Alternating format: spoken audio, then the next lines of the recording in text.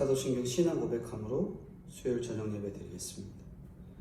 전능하사 천지를 만드신 하나님 아버지를 내가 믿사오며 그 외아들 우리 주 예수 그리스도를 믿사오니 이는 성령으로 잉태하사 동정녀 마리아에게 나시고 본디오 빌라도에게 고난을 받으사 십자가에 못 박혀 죽으시고 장사한 지 사흘 만에 죽은 자 가운데서 다시 살아나시며 하늘에 오르사 전능하신 하나님 우편에 앉아 계시다가 저희로서 산자와 죽은 자를 심판하러 오시리라.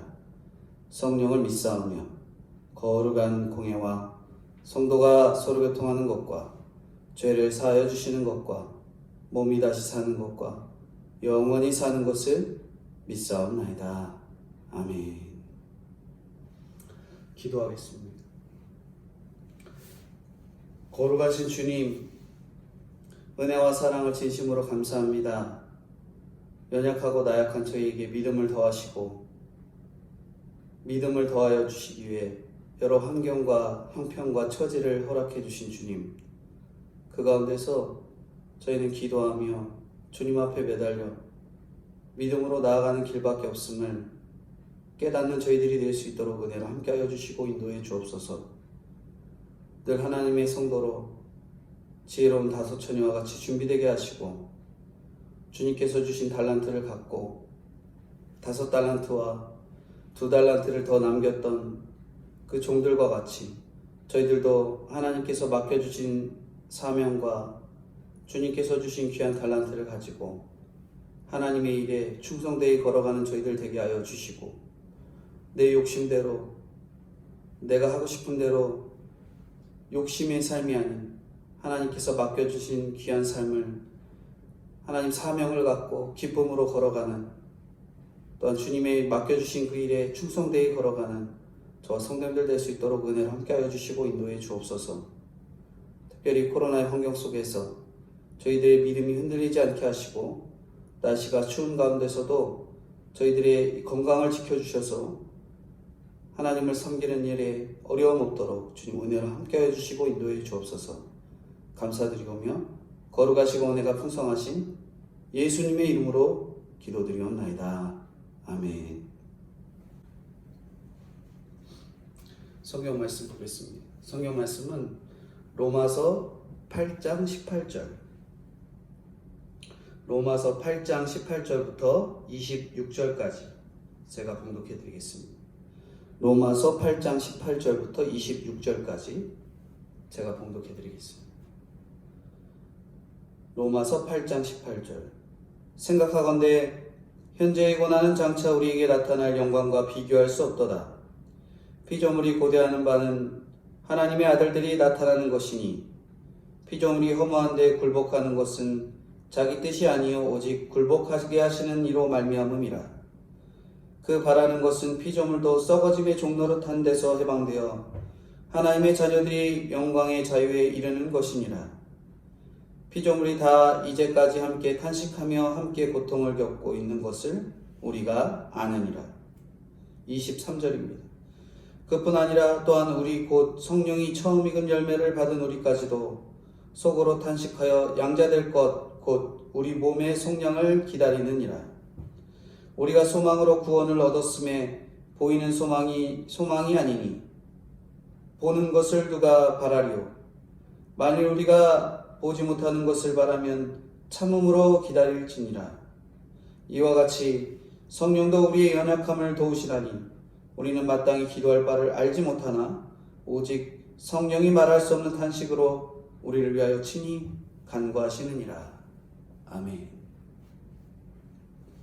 오늘 로마서 8장 18절부터 26절까지 그리스도인의 이 3가지 숙제에 대해서 말씀합니다. 세상에는 다양한 숙제들이 있습니다. 어린아이들에게는 학교의 과제물로, 직장을 다니는 직장인에게는 직장에서 맡겨진 자기들의 역할들을 감당하는 숙제로, 다 큰 자녀가 결혼을 아직 못함으로, 건강이 좋지 못함으로 여러 가지 다양한 숙제들이 있습니다. 결혼 못하는 숙제, 건강이 좋지 못해서 건강을 유지해야 될 숙제, 뭐 다양하죠. 이러한 것 말고도 우리가 하나님께서 우리 성도에게 각자에게 맡겨주신 평생의 숙제가 있다는 것을 아시는지 모르겠어요. 오늘 본문은 그렇게 성도에게 평생 맡겨진 숙제에 대해서 생각해 보려고 합니다. 죄인이었던 우리가 믿음으로 위롭다함을 얻었지요. 죄와 율법에서 그리고 사망에서 자유함을 얻었습니다. 그리고 주님을 믿는 자로서 갈등하면서 성화를 이루어가는 것이 이 8장의 내용이지요. 1절부터 11절까지는 하나님의 자녀가 어떤 사람인가를 알려주시면서 예수 그리스도와 함께 고난을 받아야 한다 이렇게 말씀합니다. 그런 하나님의 자녀에게 성화를 지나서 영화롭게 해주시는 것이 오늘의 본문이라 할 수 있지요. 성도의 최고의 상태가 영화입니다. 영화는 영혼만 구원되는 것이 아니라 몸까지도 구속되는 것이지요. 이 특권을 위해서 우리가 받아야 할 수업이 있고 숙제가 있다라는 것을 오늘 본문은 저희들에게 말씀해주고 있습니다. 첫 번째로 숙제를 잘하기 위해서 생각할 것과 비교할 것, 이것을 말씀하세요. 18절인데요. 같이 읽겠습니다. 생각하건대 현재의 고난은 장차 우리에게 나타날 영광과 비교할 수 없도다. 생각해야 할 것과 비교해야 할 것이 있습니다. 생각하건대는 신중히 생각하다, 논리적인 결정을 내리다 이런 뜻인데 나의 고난을 어떻게 생각하는 것이 신중하고 논리적일까? 현재의 고난은 현재의 것이라고 하십니다. 예수님의 인생에서 공생의 사역은 3년이었고 십자가에서 극심한 고통을 겪으신 시간은 6시간이었잖아요. 죽음에 이르는 고통이었지만 그 고통이 지난 뒤 2000년 동안 영광을 보이시고 앞으로도 영원한 영광 가운데 계실 것이지요. 현재는 예수님이 초림에서 재림까지의 시간을 말하는데 우리 인생에서도 내가 태어나서 죽을 때까지가 현재잖아요. 태어나서 죽을 때까지 평생 고난을 당한다고 해도 그것은 현재의 고난입니다. 70년 동안 고난을 당해도 그것은 현재의 고난이죠. 여기 생각해야 될 것은 여기에 이 현재의 고난은 이 내 고난이 잠깐이라고 말씀하고 있는 거예요. 70년 고난을 당해도 잠깐이라는 것을 생각하면 천국을 살 수 있는 거죠. 그렇지 않으면 1시간 고난을 겪어도 지옥의 삶을 살 수밖에 없는 겁니다. 이것을 생각하라고 바울이 당부하고 있는 거예요. 육신으로 만나 결혼한 배우자의 사이에서도 거룩을 위한 현재의 고난을 겪어야 합니다. 결혼한 사람들이 어때요? 서로 다른 두 사람이 만나서 자기의 반을 내려놓고 상대방의 반을 채우려니까 그만큼 고난이 클 수밖에 없는 거예요. 그렇지만 그 고난이 장차의 영광과 비교할 수 없다 이렇게 말씀합니다. 근데 이 장차의 영광과 비교하는 것이 아니라 현재의 고난만 비교하고 있기 때문에 살 수가 없다고 하는 거죠. 장차의 고난은 생각하지 않고 현재의 고난만 비교하기 때문에 그렇게 못 사는 것입니다. 우리는 지지난주 말씀처럼 주님의 신부로서 기름을 준비하고 기다려야 되죠. 신부는 신랑과 한 몸이에요. 장차 대통령이 될 남편을 바라보면서 30년, 40년 동안 고난을 기쁘게 감당하는 부인들도 있습니다. 우리는 대통령 부인과 비교할 수도 없는 창조주의 신부이기 때문에 현재가 아무리 힘들어도 장차 나타날 영광과 비교한다면 우리에게 기쁨이 될 수밖에 없는 거죠. 기쁨이 있는 것입니다. 현재가 아무리 힘들어도 장차 나타날 영광이 우리에게는 가장 큰 기쁨이 되고 영광이 되고 나아갈 수밖에 없는 거죠. 특별히 영화를 다룬 이 8장에서 18절, 19절, 21절에서 계속 이런 영광이라는 단어가 나와요. 성도의 이 고난이 영광과 직결된다는 거죠. 지금의 힘든 고난을 통해서 우리는 타락한 본성에서 거룩해지고 영혼의 구속뿐 아니라 몸의 구속까지 이렇게 받게 되는 것입니다. 이것이 성도인 우리만이 아는 영광이에요. 세상 사람들은 모릅니다. 성도인 우리가 알 수 있는 그 고난이죠. 그리고 나아가 성도만 아는 가장 큰 영광입니다. 하나님께서 당신의 독생자를 내어주시기까지 사랑하신 그 사랑으로 100% 죄인인 나를 사랑하신 거예요. 이것이 깨달아지면 정말 회사가 힘들고 어렵고 부도가 나고 병에 걸리고 자녀가 아프고 힘들어도 육신이 무너지는 자리에서 하나님의 생명이 들어오게 되는 거죠. 육이 무너지는 만큼 영이 세워집니다. 그러면 현재의 고난을 새로운 시각으로 보기 시작할 수 있는 거예요. 여기 나타난다, 계시한다 라는 뜻이 있잖아요. 하나님이 계시하지 않으면 장차의 영광은 알 수가 없는 겁니다. 하나님이 보여주시는 거예요. 오늘도 현재의 고난 가운데 영광을 알려주시기 위해서 우리를 예배와 말씀의 자리로 부르십니다. 말씀을 묵상하며 내 고난을 생각하고 주님의 영광과 비교해 봐야 돼요. 하나님은 영화의 과정에서 우리에게 현재의 고난을 주시며 세 가지 숙제를 허락하십니다. 해도 되고 안 되고가 아니라 이 숙제는 주님이 우리에게 주신 사명이죠. 사명. 첫 번째로 숙제가 뭐냐면 피조물의 탄식을 제거하라고 말씀합니다. 19절인데요. 같이 읽어보겠습니다. 피조물이 고대하는 바는 하나님의 아들들이 나타나는 것이니. 피조물은 하나님의 자녀들이 나타나기를 고대합니다. 고대한다. 이것은 머리를 빼고 열렬히 기다리는 거예요. 피조물들이 이제나 저제나 하나님의 자녀들이 나타나기를 기다리고 있습니다. 왜 그런가? 20절인데 피조물이 허무한데 굴복하는 것은 자기 뜻이 아니요 오직 굴복하게 하시는 이로 말미암음이라.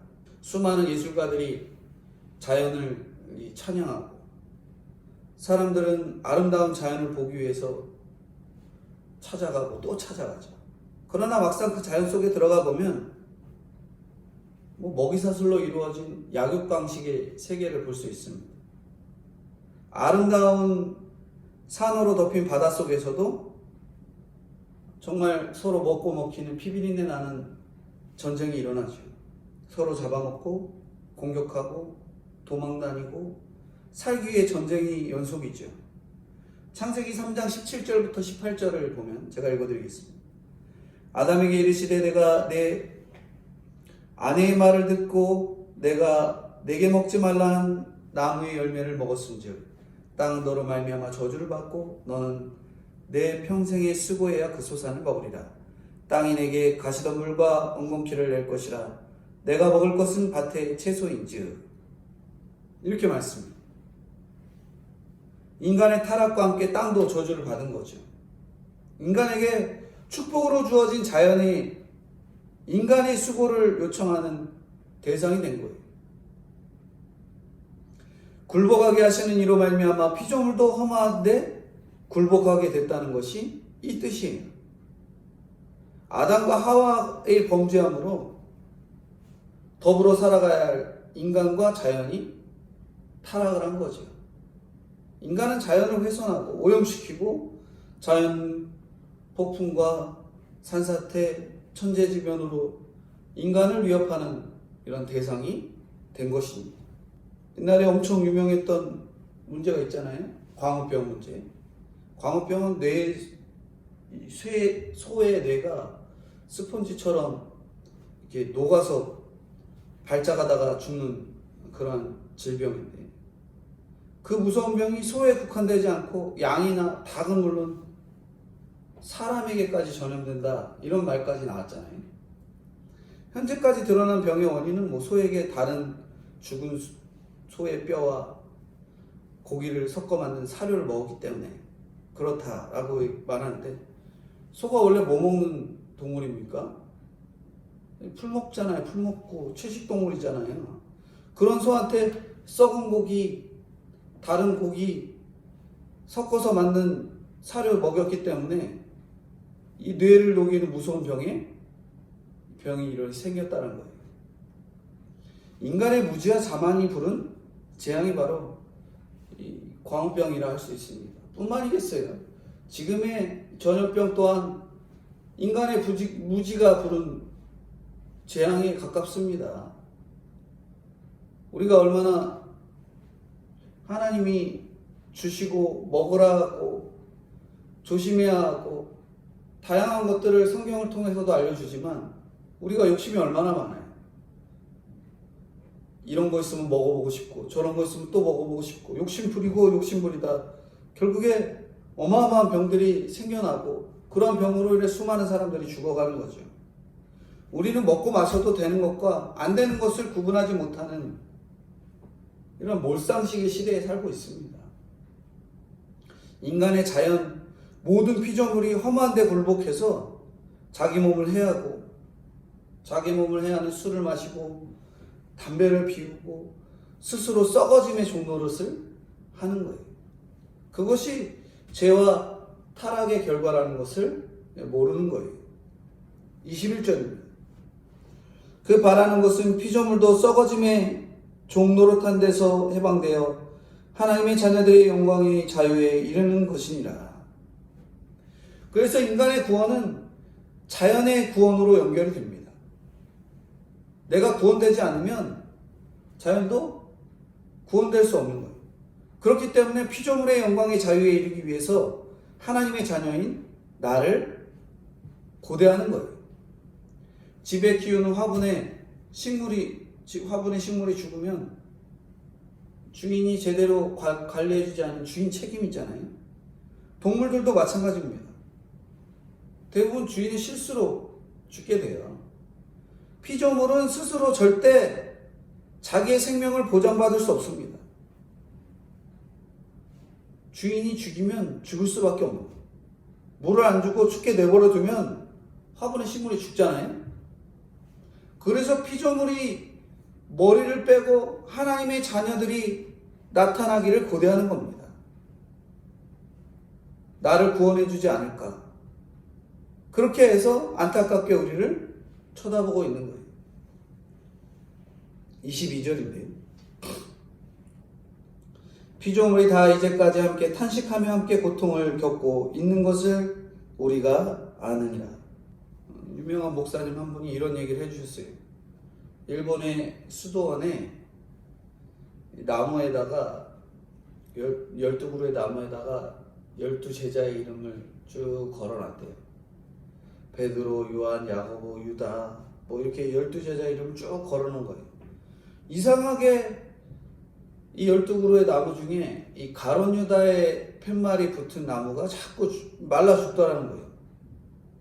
그래서 너무 말라 죽어가니까 베드로 거랑 가룟 유다의 이 팻말을 갖다 바꿔놓은 거죠. 근데 가룟 유다의 팻말을 붙인 나무가 또 말라 죽더라는 거예요. 왜 죽었을까요? 왜? 수도원에 방문한 사람들이 유다 나무를 보면서 욕을 하든 침을 뱉든 하면서 저주를 했기 때문에 그런 거예요. 나무도 인간의 행위에 반응을 합니다. 그렇죠? 정말 이뻐해주고 사랑해주고 그러면 식물들도 이쁘고 사랑하는 마음만큼 자라요. 동물도 식물도 물도 인간의 심리 상태나 행위에 따라 이렇게 반응을 하잖아요. 인간과 함께 탄식하고 고통받는 피조물의 탄식을 제거하는 것, 그것이 우리에게 맡겨진 숙제입니다. 피조물의 탄식에 귀를 기울이고 더는 탄식이 나오지 않도록 나름대로의 환경운동도 해야 되죠. 하나님의 자녀들이 노력해야 할 노력해야지 피조물도 살아나요. 만들어주신 그 피조물에 관심이 없으면 다 죽이는 거예요. 오늘 우리의 구원이 자연과 사람을 살리는 일에 쓰임을 받고 피조물이 고대하는 인생이 된 것에 자랑스러움과 책임감을 느끼는 그런 저와 성도님들이 되어야 되는 거예요. 이 사람은 정말 있으나마나한 사람이야. 그런 존재가 아니라 그 사람이 있으면서 그 사람을 통해서 수많은 사람들이 살아나고 그래서 기뻐하고 그러한 성도의 존재가 되어야 되는 거죠. 그게 바로 첫 번째 숙제인 피조물의 탄식을 제거하라는 거예요. 두 번째 숙제는 뭐냐면 인간의 탄식을 제거하는 거예요. 23절 같이 읽어보겠습니다. 그뿐 아니라 또한 우리 곧 성령이 처음 익은 열매를 받은 우리까지도 속으로 탄식하여 양자될 것 곧 우리의 몸의 속량을 기다리느니라. 여기 처음 익은 열매 있잖아요. 처음 익은 열매. 처음 익은 열매는 예수님을 가리킵니다. 처음 익은 열매인 예수님을 받고 구원을 얻었어도 두 번째 열매인 성화, 거룩함, 그렇게 그 과정으로 가는 과정에서 근심이 있습니다. 탄식이 있는 거예요. 성경을 보면 인간에게는 두 가지 근심이 있다고 합니다. 고린도후서 7장 10절에 보면 먼저는 하나님의 뜻대로 하는 근심. 그 근심은 구원에 이르게 하는 근심이고 회개에 이르게 하는 근심이죠. 나머지 하나는 사망을 이르게 하는 근심. 하나님의 열매를 받은 사람은 세상 근심이 아니라 하나님의 뜻대로 하는 근심을 택해하고 나가죠. 그래서 바울 사도는 하나님의 뜻을 따라 우리가 근심해야 될 것을 가르치는데요. 양자될 것, 곧 하나님의 자녀로서 온전한 몸의 구속을 기다려야 한다라는 것입니다. 어떤 자매가 거듭난 뒤에 하나님을 안 믿는 사람을 사랑하게 됐다고 합니다. 어떻게 내가 안 믿는 사람을 사랑하게 됐는지 스스로 믿어지지가 않는다는 거예요. 이게 뭐냐면 영이 구속이 되었어도 몸은 구속되어지지 않기 때문에 우리는 그렇게 탄식할 일이 있는 거예요. 하지만 그때 하나님의 뜻을 생각하고 탄식하기 때문에 희망이 있는 겁니다. 탄식은 곧 우리에게 희망이에요. 우리가 얼마나 탄식하고 계십니까? 내가 믿음이 없이 선택한 일들을 보며 내가 왜 일을 했을까? 왜 이런 선택을 했을까? 탄식하는 것. 희망이 있는 거죠. 왜 이런 선택을 했는지 아무 생각 없이 멍하고 있으면 희망이 전혀 없습니다. 주님께 돌아갈 방도를 찾을 수 없기 때문에 그래요. 희망이 있다는 거예요. 탄식하는. 24절입니다. 같이 읽겠습니다. 우리가 소망으로 구원을 얻었음에 보이는 소망이 아니니 보는 것을 누가 바라리요. 탄식을 원어로 보면 해산의 고통을 말합니다. 해산의 고통. 해산의 고통은 절망의 고통이 아니라 희망의 고통이에요. 진통이 너무 아파서 탄식할 수밖에 없지만 그것은 곧 아기가 태어날 소망의 고통이기 때문에 그렇습니다. 그런 탄식이 우리에게 있어요. 내 자녀를 사랑하고 남편, 아내, 배우자를 사랑하는데 그들이 예수님이 믿기 원하는 탄식의 고통이 있습니다. 소리를 지르고 아프게 하는 일도 있어요. 눈물과 탄식은 달라요. 탄식은 조용히 우는 게 아닙니다. 절규하면서 우는 게 탄식이에요. 우리 집안에 예수가 임하기 위해서 기가 막힌 탄식이 있는 거죠. 이것은 절망의 탄식이 아니라 희망의 탄식입니다. 내 식구, 아직 예수님을 믿지 못하고 구원받지 못한 그 한 성도를 향해, 그 한 가족을 향해 정말 눈물을 흘리며 그가 가족에게 돌아오기를 바라는 마음으로 탄식하는 거죠. 이것은 소망의 고통입니다. 소망의 고통이라는 거예요. 25절입니다. 만일 우리가 보지 못하는 것을 바라면 참음으로 기다릴지니라. 보이는 소망이 전부라면 예수 믿는 사람처럼 불쌍한 사람 어디 있습니까? 그렇지 않아요? 예수 믿는 사람들 얼마나 불쌍해 보여요. 주일 지킨다 하면서 다른 사람한테 비방받는 거 보면 주변 사람들이 아유 그렇게까지 교회 왜 다니냐 그렇게 생각하고 힘든 상황이 있습니다. 믿는 배우자를 찾다가 결혼을 못하고 있는 형제, 자매들도 있죠. 믿음 때문에 보지 못하는 것을 바라고 기다리는 것은 이게 참 어렵습니다.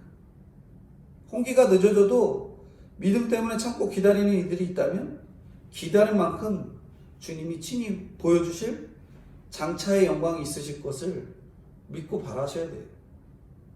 그냥 내가 좋은 배우자를 못 찾아서가 아니라 정말 내가 예수님 믿는데 도움이 될 만한, 쉽게 말하면 나와 함께 예수님 믿을 수 있는 그런 하나님의 배우자를 보내시기를 기대하고 기다리고 참고 인내할 때 하나님께서 너무나 크나큰 영광으로 채워주실 것을 믿으셔야 되는 거죠. 하나님의 자녀들이 가진 소망이란 기대에 찬 소망이 아니라 절대적인 확실성 위에 있는 겁니다. 그렇게 해주시겠지, 언젠가 해주시겠지가 아니라 반드시 해주시겠지 하는 부분이 바로 주님이십니다. 믿음의 적용으로 참고 기다리고 절제하면서 탄식을 제거하고 간다면 그 영광은 무엇과도 비교할 수 없습니다. 인생은 길어요. 잠깐이에요. 잠깐입니다. 우리가 천국에서 만날 날이 얼마 안 남았거든요. 기다리시면 더 확실하게 기다리셔야 됩니다. 얼마나 확실하게 기다리셔야 돼요? 다른 것과 세상 것과 나의 친한 친구가, 나의 사랑하는 가족이 세상과 타협하기를 끊임없이 유혹할지라도 저희는 그것을 타협하지 않고 끝까지 인내하며 기다리며 감당하시는 그러한 믿음이 있으셔야 돼요. 우리는 우리의 연약함을 하나님께 드러내므로 이웃의 구원을 위한 최고의 역할을 감당할 수 있습니다.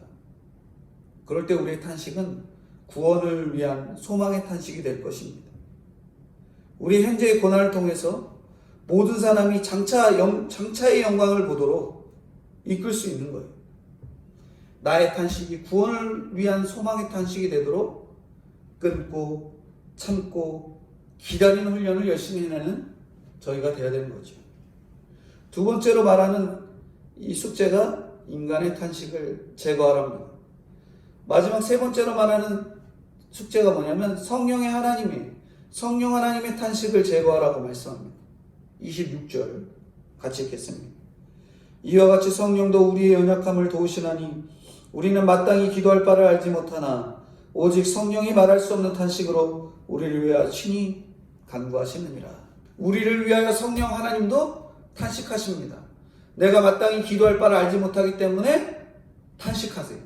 혹시 지금 무엇을 구하고 기도해야 할지 알고 계십니까? 내가 구하는 것이 뭔지 알고 있냐는 거죠. 돈을 구하십니까? 돈보다 더 큰 것을 구해야 합니다. 돈은 물론 소중합니다. 우리 아버지이신 하나님은 우리에게 물질이 필요한 것을 아시고 물질의 축복을 약속하셨거든요.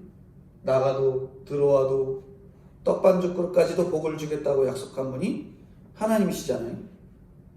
근데 돈으로 침대는 살 수 있어도 잠은 살 수 있어요, 없어요? 못 사죠.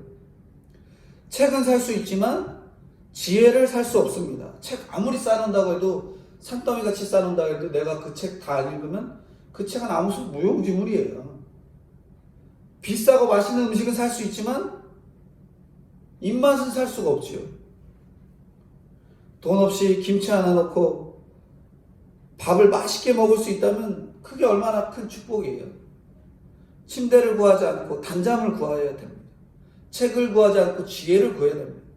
돈보다 더 큰 것을 구해야 함을 말씀하는 거예요. 우리 큰 것을 구하지 못하고 항상 돈만 구하고 그 이상의 것을 구하지 못했던 우리의 모습들을 생각해 보셔야 돼요. 돈 이상으로, 집 이상으로 무엇을 구해야 될지 아는 사람에게 하나님은 이렇게 말씀합니다. 너 이제 됐구나. 너 그동안 그렇게 기다렸는데 그렇게 됐구나. 뭘 맡겨도 잘 살 것 같아. 그러면서 뭐 하는 거예요? 그때부터 돈도 주시고 건강도 주시고 구하지 않은 것까지도 다 챙겨주시는 거예요. 부모가 비싼 옷 사준다고 그렇게 말씀하는데 자녀가 엄마 제가 예수님 믿는 사람인데 이런 비싼 옷 입는 건 하나님 기뻐하시지 않을 것 같아요. 친구들 전도하기 위해서라도 애들하고 비슷한 브랜드의 옷을 사주셨으면 좋겠습니다 하면 그 자녀한테 무엇인들 못 맡기겠어요? 그러시겠죠? 달라고 하지 않아도 저절로 주고 싶은 마음이 드는 겁니다. 믿음이 없으면 머리라도 좋아서 그렇게 기도를 해야 돼요. 물론 하나님이 우리 진심을 다 아시긴 아십니다. 우리가 어떤 걸 구하는지 생각해 보셔야 돼요. 건강을 구하십니까? 자녀의 잘됨을 구하십니까? 우리가 마땅히 기도할 바를 알고 구해야 됩니다. 무엇이 진정 중요한 것인지 모르고 구하는 우리 때문에 성령님이 탄식하시는 거예요. 우리의 연약함을 아시고 우리를 위해서 친히 간구하시는 성령님의 탄식에 귀를 기울여야 됩니다. 그 탄식 가운데서 하나님의 마음을 알아갈 때 마땅히 기도할 바를 알고 구할 수 있는 거죠. 무엇을 기도해야 할지 아는 사람은 이미 연약한 자가 아닙니다. 이미 강한 그리스도의 군사예요. 하나님의 마음을 알아서 마땅히 기도할 바를 알고 구하는 사람만이 하나님의 탄식을 제거할 수 있습니다. 사랑이 있을 때 탄식이 들려요. 자연을 사랑하고 인간을 사랑하고 하나님을 사랑할 때 그 탄식을 듣고 제거할 수 있게 됩니다. 오늘 그 탄식을 듣고 제거하는 것이 세 가지예요. 자연을 사랑하고 인간을 사랑하고 하나님 사랑할 때 그 탄식을 듣고 제거할 수 있는 거죠. 탄식을 제거하는 것이 하나님 맡기신 성도를 향한 사역입니다. 피조물과 인간과 하나님의 탄식을 들으며 그것을 제거하기 위해 노력하는 것이 우리 성도의 숙제입니다. 믿음은 히브리서 11장 1절의 말씀처럼 바라는 것들을 실상으로 놓고 보이지 않는 것들을 증거하면서 걸어가는 겁니다.